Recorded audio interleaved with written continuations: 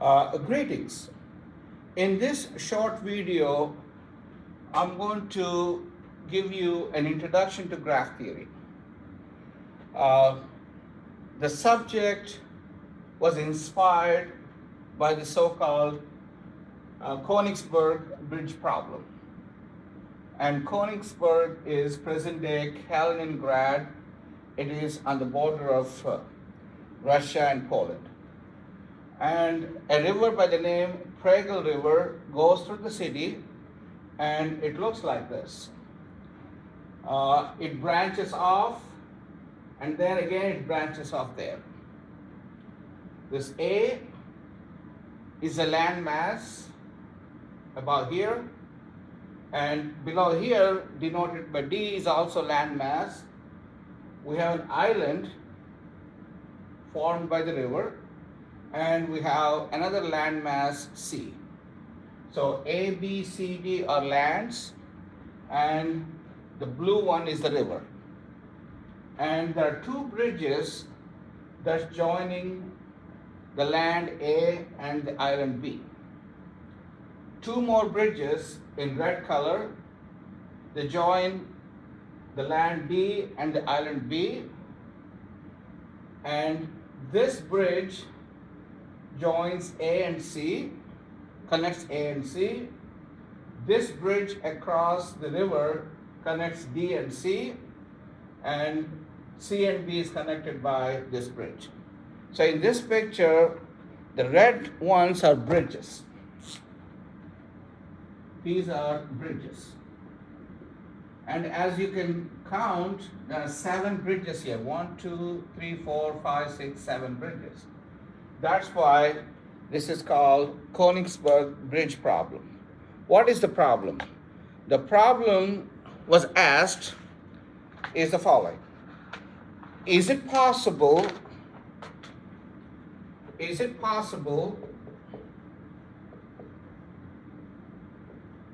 for a person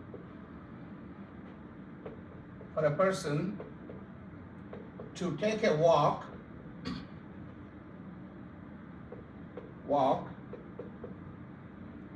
around town, starting and ending at the same location,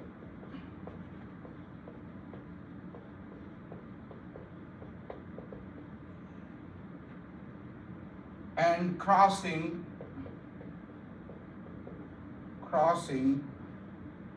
each of the 7 bridges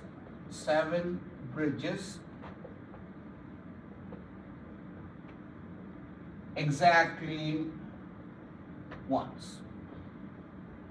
So let me repeat the problem. The question was asked, is it possible to start somewhere, either here, there, one of these 4 land masses, and going through all the 7 bridges, crossing them exactly once, and ending back at the same position as you started? That was the question posed, and it intrigued the great Swiss mathematician Euler, and he came up with a solution for this problem. And that is, people say, is the start of this graph theory. Okay. So what he did was, he converted this problem into the following, in the following way. So you have A, the land mass, B is the land mass, D is the land mass, as you can see, A, B, D. A and B connected by 2 bridges. You could draw a line or curve so that you could, I drew a curve because you could see them clearly. there are two bridges connecting B and D, and there is a landmass C here. A is connected to C, B is connected to C, and D is connected to C. So the question is, can you start at some point, either A or B or D or C, and walk through these lines or curves exactly once and end up at the same position? So this picture is same as this picture. And he gave an answer. His answer was no. You can't do this. It's not possible to accomplish this. And that's the start of the graph theory. The situation we have here, he converted that into a picture like this, and that is known as graph. And I'm going to spend more time on that in the next video. This A, B, C, D are known as vertices. They're denoted by dots. And the lines or the curves are known as edges. These are vertices and vertex. And these are edges. And whenever you have a situation like this, it is known as graph.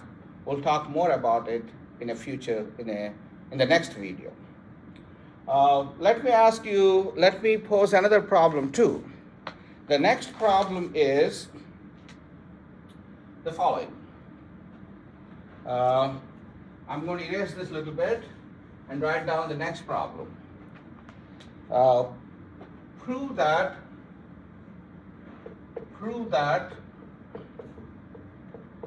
at a party with 51 people,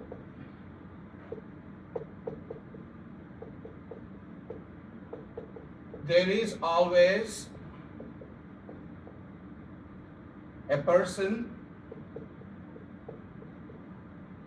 who knows an even number of others.